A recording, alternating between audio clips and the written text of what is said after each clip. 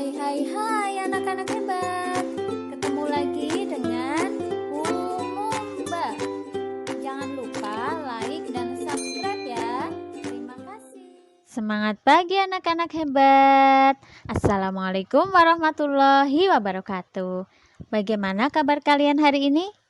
Semoga kalian semua sehat selalu dan bisa belajar dengan gembira.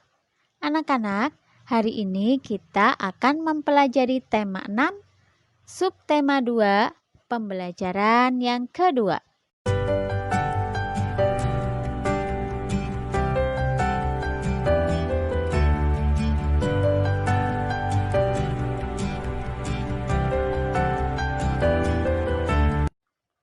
Dayu anak yang kreatif dan pandai menari. Dayu sering tampil menari di acara pentas seni baik di sekolah maupun di lingkungan tempat tinggalnya.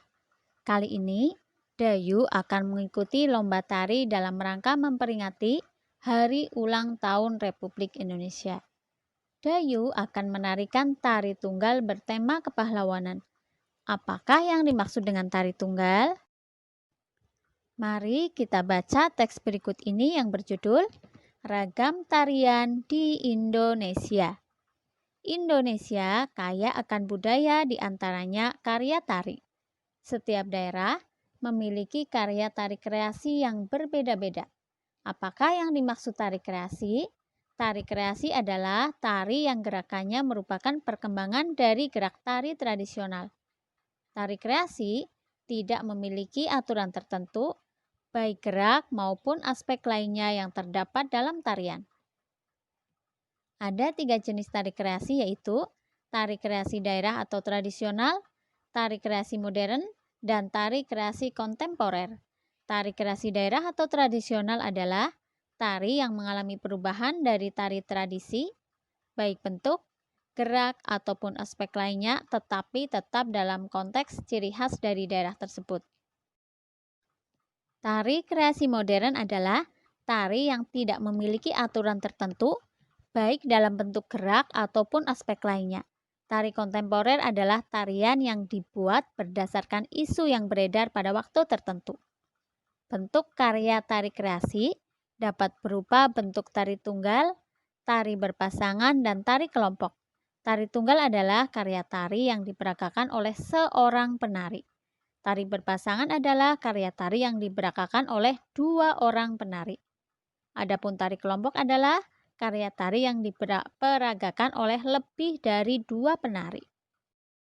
Anak-anak, selanjutnya kita akan mencari gagasan utama setiap paragraf. Gagasan utama itu adalah inti yang dibicarakan pada paragraf tersebut. Paragraf pertama, gagasan utamanya atau intinya tentang apa ya anak-anak? Iya, tentang pengertian tari kreasi. Kemudian paragraf kedua, apa ya? Iya, paragraf kedua tentang jenis-jenis tari kreasi. Kita lanjut ke paragraf ketiga. Apa ya gagasan utamanya? Iya benar, tentang bentuk karya tari kreasi. Ternyata mudah sekali ya mencari gagasan utama setiap paragraf. Anak-anak, masih ingat dengan cerita Dayu tadi di awal? Yang akan mengikuti lomba tari. Nah, jenis tari yang akan diikuti Dayu dalam perlombaan adalah tari kreasi daerah atau tradisional berbentuk tari tunggal. Jadi nanti Dayu akan menari sendirian. Tari yang akan disajikan Dayu dalam perlombaan adalah tari merak. Tari merak merupakan salah satu contoh jenis tari kreasi. Tari merak berasal dari daerah Pasundan, Jawa Barat. Tari merak menggambarkan ekspresi kehidupan burung merak. Tata cara dan gerak tari terinspirasi dari kehidupan burung merak yang diangkat ke pentas oleh seniman Sunda yang bernama Raden Cece Sumantri. Nah, tari merak gambarnya seperti ini anak-anak. Menggunakan kostum berbentuk seperti burung merak, kemudian memperagakan gerakan seperti burung merak. Selain tari merak, banyak karya tari lain yang berbentuk tari tunggal. Contohnya adalah sebagai berikut. Yang pertama, tari pendet dari Bali. Kemudian tari Kandagan dari Jawa Barat, tari Kelana Topeng dari Yogyakarta, dan tari Remo dari Jawa Timur. Anak-anak hebat, melestarikan tarian daerah berarti melestarikan budaya nasional. Anak-anak, kita lanjutkan kisah Dayu tadi ya. Dayu telah mengikuti perlombaan menari. Ternyata perlombaan tari dibedakan atas 2 kategori atau 2 jenis, yaitu kategori anak-anak dan remaja. 2 kategori ini didasarkan atas batasan usia. Untuk kategori anak-anak, batas usia 6 tahun sampai 10 tahun. Sedangkan kategori remaja, batas usianya 11 tahun sampai 21 tahun. Masuk kategori yang manakah Dayu? Iya, Dayu sudah berusia 12 tahun. Oleh karena itu, Dayu masuk ke kategori remaja. Pengelompokan usia anak-anak dan remaja merupakan bagian dari tahapan perkembangan manusia. Manusia akan mengalami beberapa tahapan perkembangan, mulai dari sebelum lahir, kemudian bayi, kanak-kanak, kemudian puber atau masa remaja, memasuki masa remaja, dewasa, dan lanjut usia. Kamu yang berusia 10-11 tahun termasuk masa awal pubertas. Nah, bagaimana perbedaan masa kanak-kanak dan masa pubertas itu? Nah, silakan kalian buat tabel seperti ini. Ciri masa kanak-kanak bagi anak laki-laki belum tumbuh rambut halus di ketiak dan alat kelamin. Nah, ciri masa pubertasnya tumbuhnya rambut halus di ketiak dan alat kelamin. Ciri masa kanak-kanak suara belum membesar.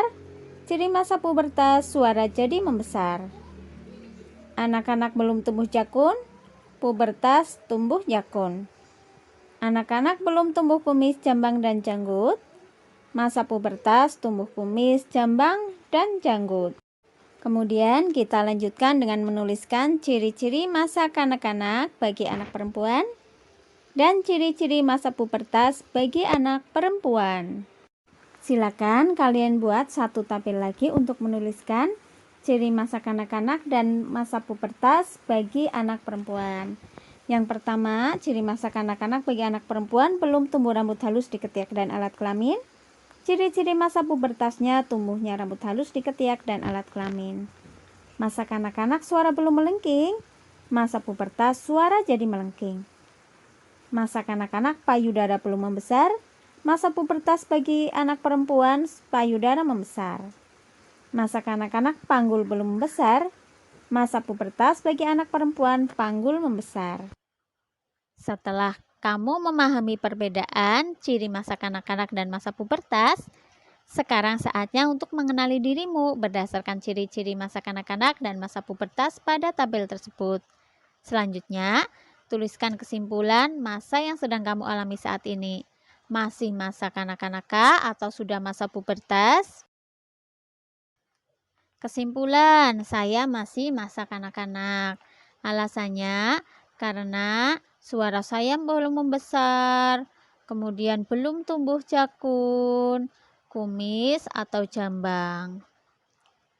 Nah, anak-anak, demikian tadi pembelajaran kita untuk hari ini. Hari ini kita mempelajari tentang tari tunggal, kemudian ciri-ciri masa kanak-kanak dan masa pubertas, serta tentang gagasan utama paragraf. Sampai jumpa pada video pembelajaran berikutnya. Tetap semangat belajar. Wassalamualaikum warahmatullahi wabarakatuh.